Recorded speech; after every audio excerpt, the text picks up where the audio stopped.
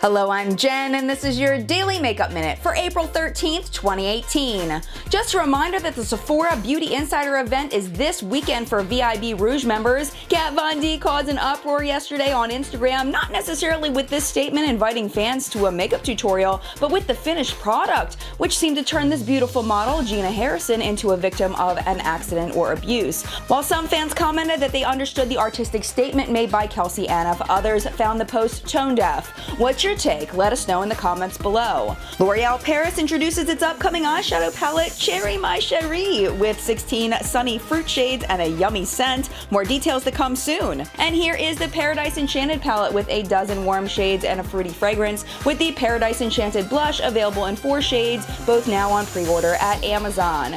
That's it for now. We'll see you here same time Monday. Look for Makeup Minute extras on my Instagram. And don't forget our full-length weekly newscast, What's Up in Makeup, every Sunday morning, except for this one because I'll be at IMATS on YouTube.